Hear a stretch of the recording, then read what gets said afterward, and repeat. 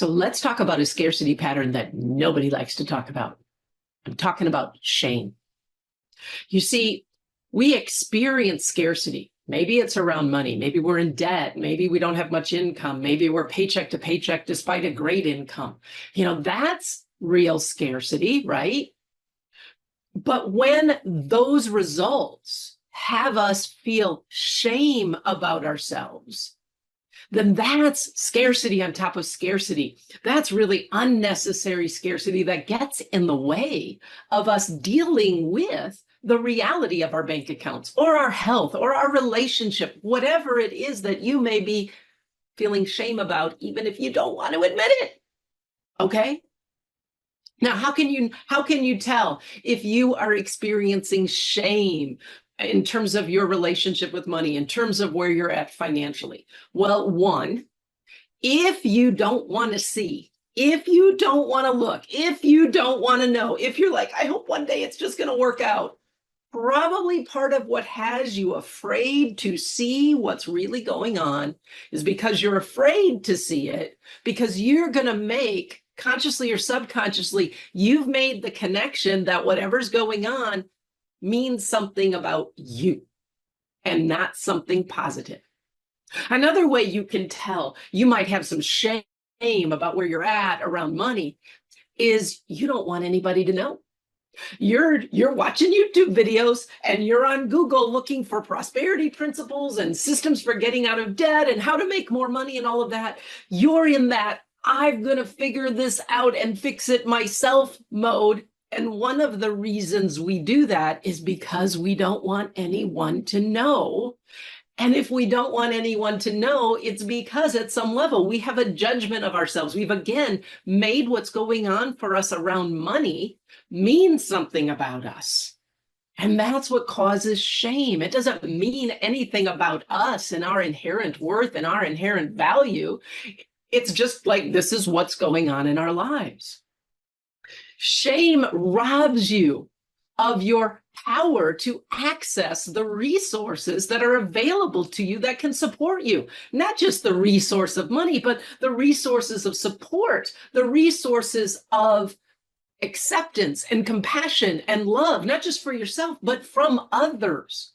Because here's the thing about shame, and Brené Brown says this too, it grows in hiding, okay? And so when we're hiding what's going on in our bank accounts from ourselves or from others, and we perpetuate that pattern, we're reinforcing the false idea we have that somehow this measures me in some way. Somehow this means something about me. Again, not positive. We're reinforcing with our behavior the beliefs that have us feel ashamed about whatever's going on and try to hide it from ourselves and others.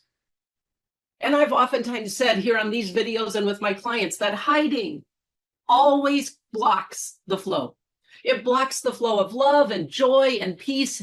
It blocks the flow of resources and possibilities. Hiding literally blocks us. Coming out of hiding and seeing what's going on and asking for help or telling someone what's really going on literally opens you up. And it sends yourself a new message that, yeah, this is going on and it's not what I like and it may not even be pleasant and it may not even be good, but it doesn't change who I am and my inherent worth. It doesn't measure me. It doesn't make me more or less. The author, financial planner, and psychologist Ted Clance once said this. I read it in one of his books. He said, every behavior around money makes perfect sense, no matter how illogical or unhealthy, when we understand and recognize the underlying beliefs we have about money and ourselves, most of which are subconscious. So you may be over there ashamed for the results you have, ashamed for the mistakes you've made, ashamed that you have this great income and it's still never enough and you're barely making ends meet, whatever it is. And maybe the place that you're experiencing shame about scarcity is someplace else, health, relationship, who knows, okay? But instead of judging yourself for it and acting on that judgment and building to your shame, right? Adding to your shame.